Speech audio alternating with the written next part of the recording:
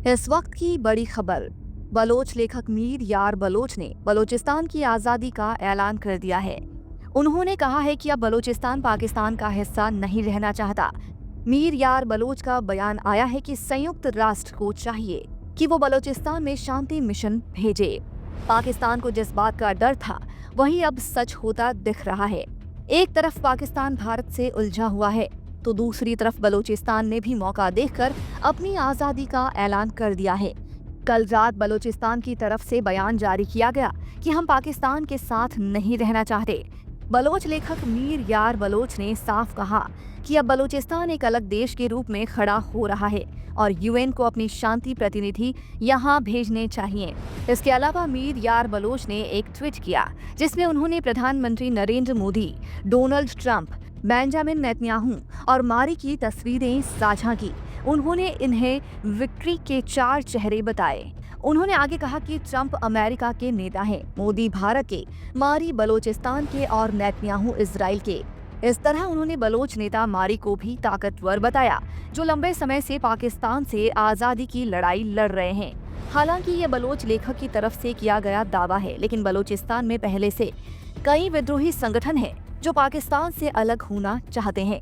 कल देर रात भारत और पाकिस्तान के बीच युद्ध जैसे हालात बन गए थे और उसी दौरान बलूचिस्तान से ये बड़ी खबर सामने आई। फिलहाल भारत सरकार ने स्पष्ट कर दिया है कि भारत और बलूचिस्तान के बीच कोई साथ नहीं है। बलूचिस्तान अपनी लड़ाई खुद लड़ रहा है, भारत उसका हिस्सा नहीं है। बलूचिस्तान लगातार दुनिया के ताकतवर नेताओं जैसे नेतन्याहू, ट्रंप और मोदी का भरोसा जीतने में जुटा है। भारत और पाकिस्तान के बीच क्या हुआ? कल शाम होते होते पाकिस्तान ने भारत पर 8 मिसाइलें और कुछ ड्रोन दागे। इसका निशाना भारतीय सैन्य ठिकानों और आम जनता थी, लेकिन भारतीय डिफेंस सिस्टम ने सभी मिसाइलों को गिरा दिया और उनका मलबा भारत में गिरा। आज भारतीय सेना की प्रेस कॉन्फ्रेंस में इनकी तस्वीरें भी साझा की जाएंगी। पाकिस्तान में अब अफरा तफरी का माहौल है। पूरी दुनिया को चिंता है कि कहीं पाकिस्तान नक्शे से मिट ना जाए, क्योंकि भारत ने जवाबी कार्यवाही शुरू कर दी है। बलोचों को भी यही मौका मिला और उन्होंने भी पाकिस्तान सेना पर हमला कर दिया। रातों रात पाकिस्तानी सैनिकों को मारा गया और उनकी लाशों को घसीटकर टांग दिया गया। बलोचिस्तान के कई लेखक और विद्रोही अब खुले तौर पर ऐलान कर रहे हैं। पिछले कई दशकों से बलोच जनता पाकिस्तानी सेना और हुकूमत के अत्याचारों को सह रही थी। बलोच लड़कियों को दिन दहाड़े उठाकर उनके साथ दरिंदगी की गई। कभी किसी बेटी के साथ उसके पिता के सामने, तो कभी पत्नी के साथ पति के सामने। ये अमानवीय अत्याचार हुआ। बलूचिस्तान के खनिज संसाधनों पर पाकिस्तान का कब्जा है और वहाँ के लोगों को जबरन दबाया गया। जो भी आवाज उठाता उसे उठा लिया जाता।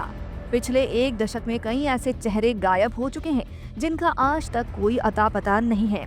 उनकी बेटियां आज लड़ाई लड़ रही है, जैसे जहरा बलोच और कई अन्य। बलूचिस्तान में विद्रोही आतंक में सबसे ज्यादा भागीदारी महिलाओं की है, क्योंकि उन्हें सबसे ज्यादा अत्याचार सहना पड़ा। अब हालात बदल रहे हैं। एक तरफ भारत पाकिस्तान को जवाब दे रहा है तो दूसरी तरफ बलूचिस्तान से भी पाकिस्तानी सेना को निशाना बनाया जा रहा है।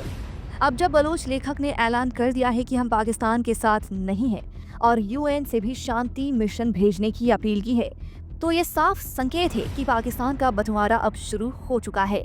बहरहाल अब देखना होगा कि आगे क्या होता है। आप बने रहिए हमारे साथ, हर अपडेट यहीं मिलेगा। नमस्कार।